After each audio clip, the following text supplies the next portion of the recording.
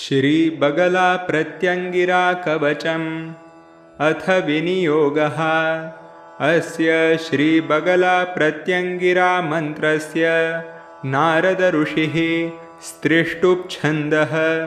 प्रत्यङ्गिरा देवता ह्लीं बीजं हूं शक्तिः ह्रीं कीलकं ह्लीं ह्लीं ह्लीं ह्लीं। प्रत्यङ्गिरा मम शत्रुविनाशे विनियोगः। ॐ प्रत्यङ्गिरायै नमः। प्रत्यङ्गिरे सकलकामान् साधय मम रक्षां कुरु कुरु। सर्वान् शत्रून् खादय खादय मारय मारय घातय घातय। ॐ ह्रीं फट् स्वाहा। ॐ भ्रामरी स्तम्भिनी देवी क्षोभिणी मो